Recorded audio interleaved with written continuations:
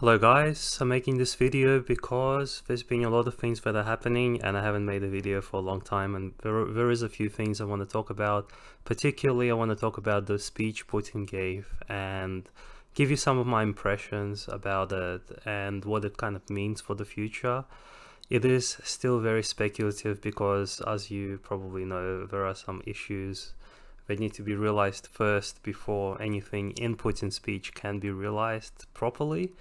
But it does kind of give hope if what he says can be realistically done. But I'll get to that in a sec. First, I always want to start off with a few Nazi examples. Now, Operator Starsky had Masaro on his channel, and Operator Starsky, he's the snarky Ukrainian guy who's always going on about how there's no Nazis in Ukraine and how Russia's lying about Nazis. He's basically a propagandist. He had Johnny FD on as well. Now he's got this guy on. Unfortunately, this guy actually had a bunch of tweets recently where he blatantly put the patch of Bandera on his lapel, and Bandera is a literal Nazi, the national hero of Ukraine, mass murdering, war criminal, psychopath, most likely. I don't know his personality, but probably also a psychopath, also to a certain extent, anyway.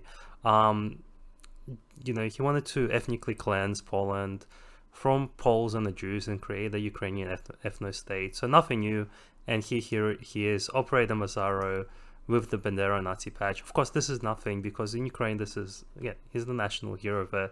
So Nazis are just like the common everyday thing in Ukraine. So he's not doing anything spectacular. But I thought it was just interesting that Operator Starsky had him on recently, right after he put this patch. And there's another picture of him with like the Azov flag with the black sun also as well. And the other obvious kind of Nazi thing I wanted to show you is from this article from the BBC. Now, the video isn't playing for me. I don't know. I don't think it's because they took it down, although they might have. I'll link you the page so you can have a look for yourself. But if you play this video, they bring in a captured Wagner mercenary, and he talks about whatever, how Russia's lying to him, the typical stuff. And I don't put these videos, there are so many videos like this of Ukrainians as well from the Russian side, and the reason I don't play them is because you really can't trust those so-called interviews 100%, because you don't know. The guy could have been like giving money, he could have cut some kind of deal. You don't know about this guy's personality. Like, Wagner people are criminals, not all of them, but there is a certain amount of people that are criminals, so they're not really the most reliable people to kind of like give an opinion on what's happening. But when you go to the interview, there's a short clip just a very short clip of a pause on this guy. And so in this article where they talk about how there's all these lies about there being Nazis in Ukraine and things like this, you literally have a guy with a blatant Nazi symbology. The black sun is the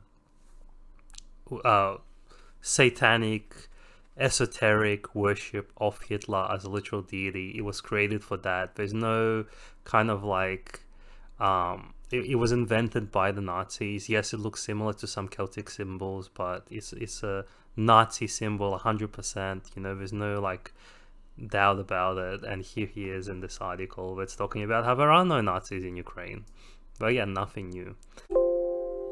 So the other thing I wanted to get to quickly is the story about the medic who was killed in Ukraine. And now there's a video out there of him, and the video is pretty nasty. It shows the missile going into the truck over here, and everyone of course is covering it as a war crime by Russians, and how they specifically targeted him, how they specifically target medical vehicles and things like this. And I just want to remind people, now I've got another video on this, but I want to remind people exactly why this is happening. So this is a video that's called on Al Jazeera. Now this is one video, by the way, but there are plenty of videos of Russians and plenty of photos of from the Russian side of them putting like civilian vehicles and things like this. This is what the Russians put out. But again, I don't like to put the Russian pictures out necessarily because people are going to say, well, just Russia made this up. But this is a video in from Al Jazeera. This is towards the beginning of the war. And they're reporting from Ukraine, and you have an ambulance with very happy, fully armed Ukrainian soldiers jumping out of it. So Ukrainians were using ambulances and all kinds of civilian vehicles, and they still use civilian vehicles. You know, there's like school buses and things. Here's a school bus full of armed soldiers in there as well, and so that's what they do. That's what Ukrainians do, and there's a very specific reason why you don't do this, and that is because it leaves your enemy no option but to destroy these vehicles. Like, they can't just let you drive around in them if you're going to use them for military purposes. So, like, unless you, I don't know, maybe someone else has a different solution for me, but like this is why it's a war crime to use ambulances for anything other than picking up injured troops and things like this. And once you start doing this, that's it. You can't, like, for the rest of the war basically, then they can't just change and say, oh, from now on we're not going to do it, because no one's going to believe you. So this is just something that Ukraine has created for itself, unfortunately. And on top of this, you can also put together that Ukraine actually does actively target ambulances, and I've put a video up on that. I've exposed it with the Johnny FD video, where Johnny FD is talking to one of these fascist Ukrainian Nazis, and the guy shows him a video of him, you know, walking up to a clearly marked medical vehicle, and even saying that, yeah, we walked up to this vehicle and there were some injured soldiers there and we just shot them. Like, that's what Ukrainians are actually doing, and that's never going to be talked about on CNN. But, you know, they expect Russia to just let, you know, Russia doesn't want to kill civilians. They don't want to kill, you know, they don't want to look bad as well. And it also serves absolutely no purpose for them. But Russia's gonna do what it needs to get done. You know, at some point, it's not like they're, you know, complete angels and they're gonna walk on. They tried walking on eggshells, and they're just not competent enough to do so. So they will. That's why they're leveling cities now to the ground. They're leveling cities because Ukrainians are setting up their firing positions and like above civilians, like they do, and Russia just has no option but to level the city to the ground. And it's causing a lot of suffering. But again, I see it as Ukraine's fault, Ukraine's choice for where they fight, and Ukraine's choice for keeping this war going, ultimately, you know, on the behest of America, of course. So let's get back to Putin's speech, and this is what I want to talk about a little bit. And the speech was actually quite good. Some people would say it's a bit boring, more based about the future of Russia and where Russia is heading. And I saw it as a very, very good speech, but the impression I got, so first of all, the kind of impression I got is that it was a little bit idealistic. It was almost like an old man giving you his, you know, timely advice, but the reality is a little bit more gray in terms of Russia. Like, there was a point where he was talking about how he was criticizing how the oligarchs and politicians in Russia who left Russia and invested overseas and had their kids educated overseas when really invested in Russia, and how we don't care that they lost all their money. But some of the people in the room and some of the people I saw on video were in fact doing the exact same thing. They have their children overseas. Now, Putin, for his credit, I believe his daughters they studied in Russia, but I'm sure he's got some assets overseas as well. I'm sure he's got at least some, even if the majority of it is in Russia. I'm sure he's also guilty, and I was almost expecting him to say, you know, I'm also guilty of this, or blame some of the people in the room. But it sets a kind of like direction for where I guess he wants Russia to be, where people are invested in Russia more. And he's right, because if you send your children overseas, you're not really getting them, if they're spending their formative years overseas, you're not setting them up to live and benefit Russia.